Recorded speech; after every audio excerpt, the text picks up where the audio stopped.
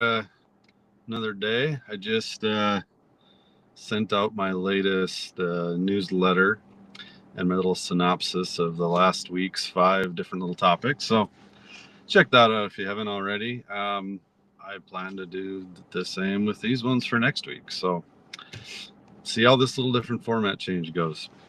Anyways, as for my fun little ag tech dog walk video today and talking through of things, I was thinking, I've been talking about, okay, I think during a downturn, using technology to help farm kind of keep going or help ag businesses, you know, get through some stuff. I think that's key. I won't stop that general message. There's going to be a lot of ways I probably talk about it, but yeah, things are changing and resetting. So everyone's got to rethink kind of a little bit of everything, probably. There are definitely certain crops that are going to pretty much stay the same, just because of how the world works and how markets work. For instance, my area, there's the specialty crops of the area, the potatoes and sugar beets and things like that, where it's like, it's pretty dedicated infrastructure, dedicated things. People are going to eat potatoes. People are going to eat more potatoes. That's just how things are going to work. Those things will exist, and hopefully, people that have those things, and those are the things that'll keep them around. Cattle is one of those other things. Of course, typical corn soya guys. Those are the guys that are going through the weird things right now, and yeah, there is no perfect answer beyond more trade for the most part.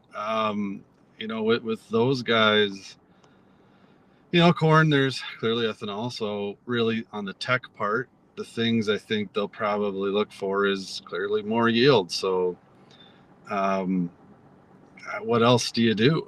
And then I think with the where, ethanol stuff's going, and then, maybe the saving grace really for soys is, like I've talked about, the, soy diesel and safe aviation fuel.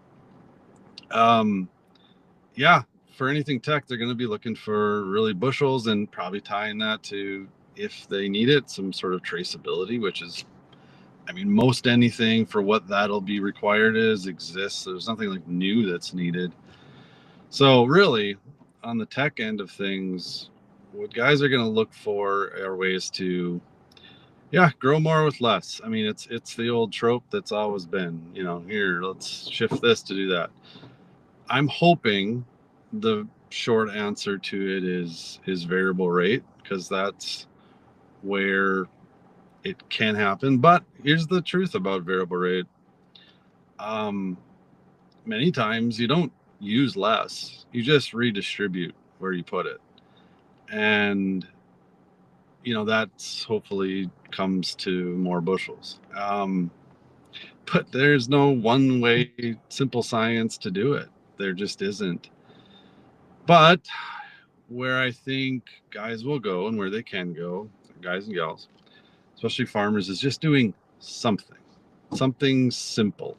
Um, you know, let's look at the low areas or the bad areas that are not as great.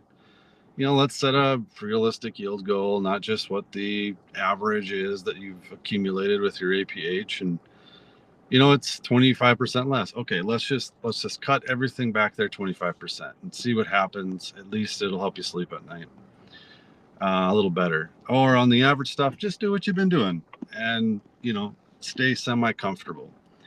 On the really good areas, push a little higher, maybe 25% higher. Um, that'll take more inputs too. Or maybe it's trying in that just specific area. Maybe there's a biological that can help make things a little more efficient. Maybe that's the limiting factor. You can put the same, you know, nutrients generally on the field, but you cut back on the lower area, and maybe in that higher you do the average, but just in that higher productive area you add that biological product that's supposed to enhance N and P and all that fun stuff.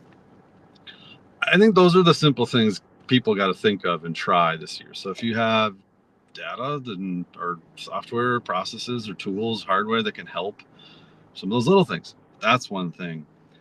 Maybe it's being a little better with harvest loss. I was tied to a group, still know them well, like with FarmWave, trying to look at harvest loss on the go. Yeah, that can mean big dollars of savings if you apply it right.